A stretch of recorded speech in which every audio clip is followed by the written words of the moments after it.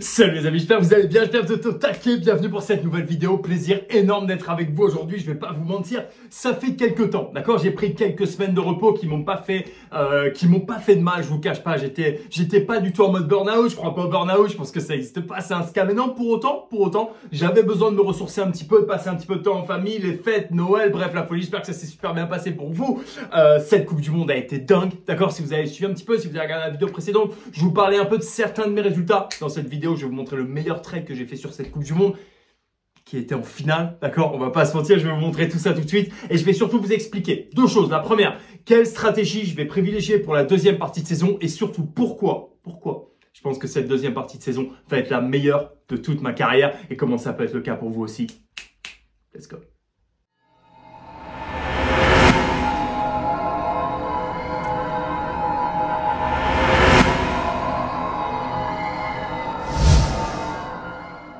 Ok les amis, pour ceux qui ne me connaissent pas, ça va prendre 2 petites secondes, donc ne partez pas tout de suite. Je m'appelle Paul, je suis trader sportif professionnel depuis 8 ans, maintenant un petit peu plus de 8 ans. C'est juste de la folie, je trade avec une bankroll à 100 000, je fais entre 2 300 000 tous les ans. Et là cette année, je compte faire beaucoup plus, d'accord. Je suis dans les clous de mes objectifs, j'ai déjà fait un beau petit billet sur les 6 premiers mois. Le reste va être historique et magnifique, donc assurez-vous bien, si vous n'êtes pas abonné à la chaîne, cliquez juste en dessous. Petit like, petit commentaire, faites-nous rêver, faites le référencement. Bref, je vous embête pas plus longtemps. C'est parti pour la vidéo. Ok, donc tout d'abord, je vais commencer cette vidéo. Je vous ai pas menti.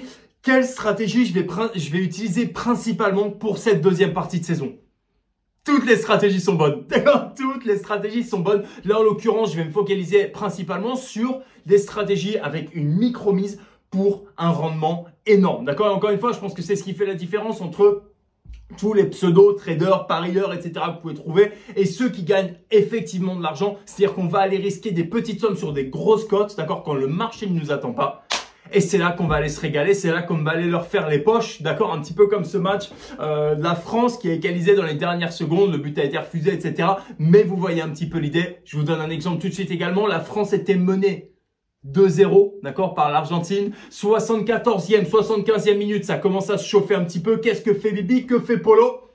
Billet contre l'Argentine, d'accord, j'ai risqué 700 balles pour gagner 10 000 sur le match de l'Argentine. Je me suis placé contre l'Argentine, d'accord, j'ai fait un lay Argentine qui s'est plutôt pas mal passé.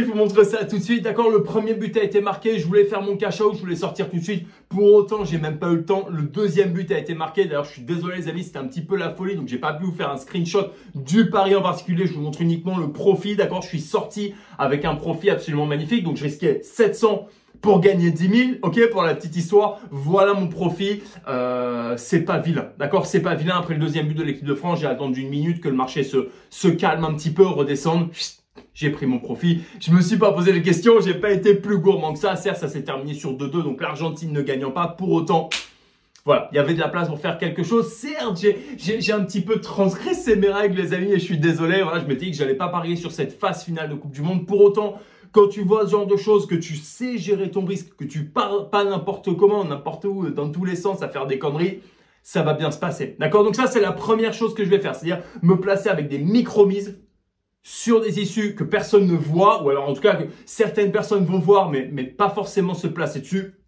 Moi, c'est ce que je vais faire. Petite mise, grosse cote, gros gain, gros profit. Vous connaissez un petit peu la musique, c'est un peu la même histoire sur cette chaîne depuis le début. Et ouais, on ne change pas. D'accord?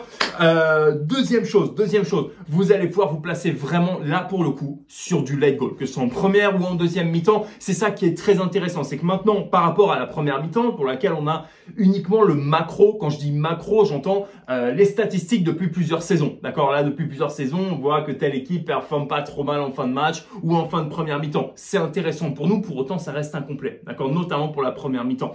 Là, ce qui est intéressant, c'est qu'on a eu des matchs de Ligue des Champions, des matchs de Coupe et surtout des matchs de championnat. Donc en fait, on peut comparer toutes les statistiques qu'on a sur du micro, à savoir sur ces 5 derniers mois, 4-5 derniers mois, par rapport au macro, d'accord. Quand on commence à avoir une cohérence, là, ça commence à nous intéresser. Bien évidemment, il va falloir prendre en compte le live, etc.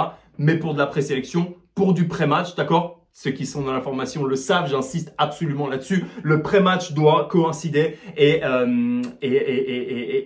valider le live. D'accord? Extrêmement important. Donc voilà, le late goal Ensuite, vous allez pouvoir vous placer sur des issues illogiques, entre guillemets, d'accord? Et vous inquiétez pas pour ça, je suis en train de vous préparer une petite dinguerie qui va arriver mi-janvier pour vous assurer que vous puissiez tous faire exactement comme moi, à la minute, à la seconde. J'en dis pas plus. Normalement, vous commencez à avoir des idées, sauf qu'on va faire les choses complètement différemment. Ce ne sera pas un groupe Telegram dégueulasse, etc. Non, non.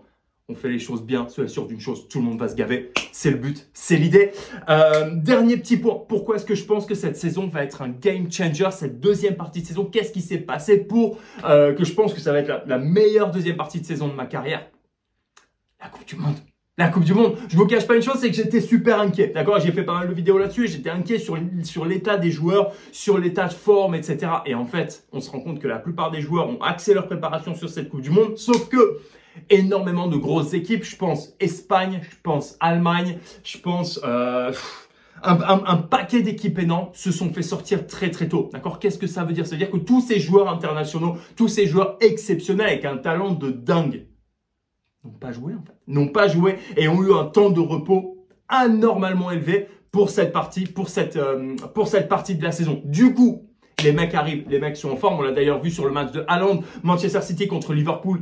Le mec a été diabolique et terrifiant. Pareil pour Salah. Ça a été, quand ils ont joué contre Aston Villa, ils ont été magnifiques. Bref.